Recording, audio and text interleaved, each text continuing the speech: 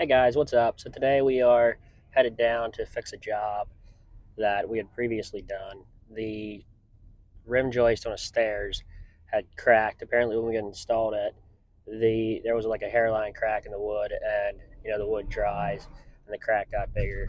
Um, so that's a big thing. You got to make it right. When your stuff goes wrong, you can't be copying out of stuff and just not expected to return. He had reached out to me. He's like, hey, I know this is unfortunate. We have this board here. I got to move here in like a day, so I'd like it if you come down here and repair it. I know you had installed the stairs. I know when you had installed them, it might have not been like that. So, I reached out. I'd contacted him again, and I was like, yeah, I understand. Then you explained to him about how the wood sometimes you don't always catch them, but they sometimes do have like these hairline cracks that you got to watch out for. So another thing that I was going to talk about here is it's been about a half a year since I'd started my business, and I just wanted to go over a little bit of how I got into it, and a little bit of the stuff you run into when you're doing your own thing. So I had started construction about 6 years ago. I did the first thing that got me into construction. I did some masonry work, and it was okay. I wasn't a big fan of masonry work, but it had paid the bills at the time, so I did it. Then I'd gotten into an accident when I was doing my masonry work, and I fell and I shattered my skull. And after that, I was kind of like, yeah, I don't know if this is exactly right for me.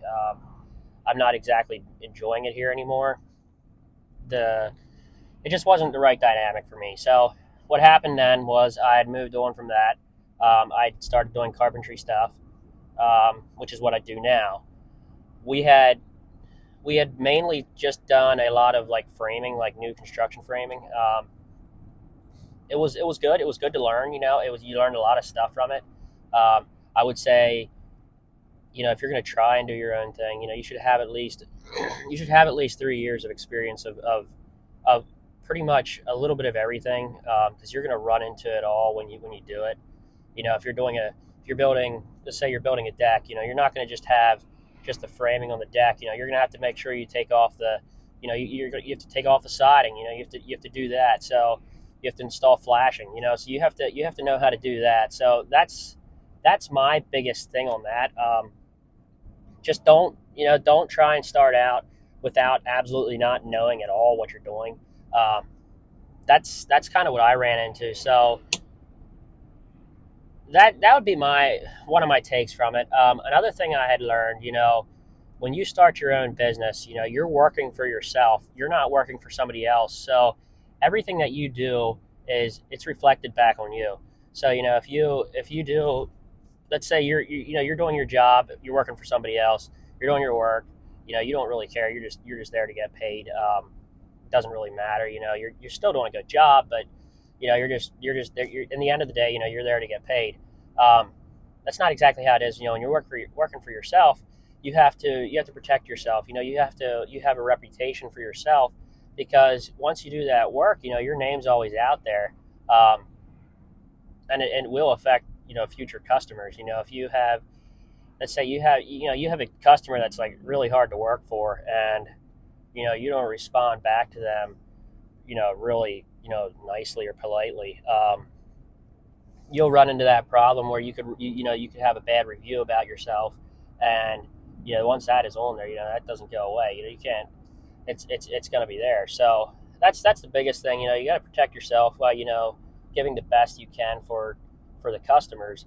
Um, the other thing I had ran into is, when you're bidding your jobs, you want to always make sure that you kind of you want to under promise and then overachieve.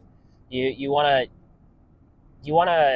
basically want to what I'm saying. The timeline of a job is pretty important for them. For you have all these other jobs going on, and something happens that you can't control. You can just, it makes sense for you. For them, it doesn't make sense. So when you tell them an estimated start time, you want to be pretty exact with that. So what I've found out what works best for me is I always give myself enough of time to get my other job done.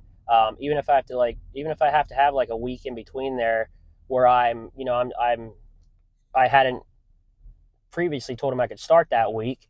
You can be there a week earlier, and that's gonna really look good for you. So that's pretty much one of the biggest things is you're if you make a promise, you got to make good on it, or you got to at least try to make good on it. And if you can't, you got to reach out, and you got to contact them and tell them what's going on, and try and give a pretty detailed reason of why you can't, and then give them an idea of when you can start from there. That's it's from their viewpoint, they have this job, they want to get started, and they most likely have a down payment on it already, so they're expecting when you tell them that you can start, then you're going to be there. So that's another big thing. um, Another thing is when you're bidding your jobs, you want to make sure you leave enough in there for to cover yourself. You don't want to be always the cheapest guy out there, so you always get the jobs. If you run into a situation where you bid a job and they come back and they're like, oh yeah, this is really high, this is crazy, but you had previously quoted it and you were being fair with it, and you don't really think you can go any lower. Trust that instinct. It's not gonna be good for you if you lowball yourself and try to go lower than that. You'll run into the problem. You have, you're working for yourself now, so you're gonna have. If you underpay yourself, you're gonna be working at that job for about a month, and it's not like you miss a day at work. If you're working for somebody else, you're gonna be underpaid for that whole month if you underpay yourself on that job. So that's kind of the biggest thing I have on that. Just stay safe. Watch out for yourself, and while providing the best customer service you can, and just be safe out there.